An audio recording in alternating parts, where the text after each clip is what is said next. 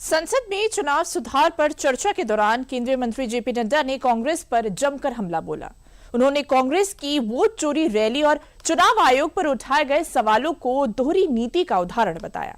इसके अलावा नड्डा ने हर मुद्दे पर चर्चा के लिए सरकार की तैयारियों का भी समर्थन किया। पूरी खबर देखिए इस रिपोर्ट में।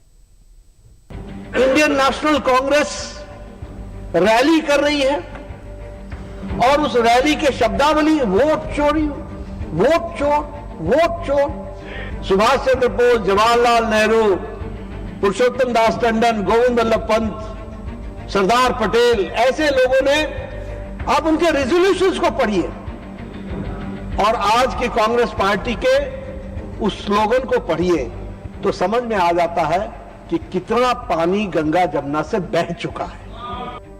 संसद में चुनाव सुधार चर्चा के दौरान आया केंद्रीय मंत्री जेपी नड्डा का ये बयान कांग्रेस की वोट चोरी रैली में लगे विवादित और गैर जिम्मेदाराना नारों पर, विपक्ष के एसआईआर विरोधी बयानों की बयारों पर, दोहरी मानसिकता पर कड़ा प्रहार है। उन्होंने लोकतांत्रिक प्रणाली की सशक्ति पर बात करते हुए कांग्रेस को आड़े हाथों लिया।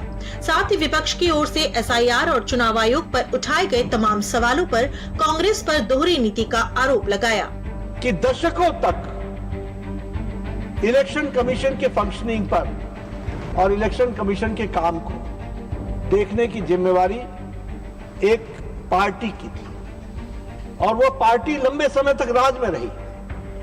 और मैं उसको और सीमित करूं तो वो एक पार्टी नहीं, एक परिवार के पास थी। और तब तो कभी कोई इलेक्शन कमीशन की विश्वसनीयता पर प्रश्न नहीं खड़े हुए। एसआईआर के बारे में पिछले 4 महीने में देश में एक वातावरण बनाने का प्रयास हुआ कि जैसे बहुत बड़ी धांधली हो रही है।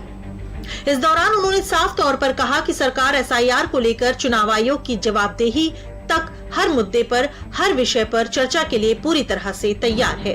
हमारी सरकार आदरणीय मोदी जी के नेतृत्व में कभी भी किसी भी विषय से चर्चा से नहीं हटती है। हम चर्चा करने के लिए तैयार हैं। दरअसल रविवार को देश भर से आए कांग्रेस समर्थकों ने जमकर विवादित और एसआईआर विरोधी नारे लगाते नजर आए थे, जिसने दिल्ली की कड़कती ठंड में सियासी तापमान बढ़ा दिया था। व्यापक विकास, आधुनिक सुविधा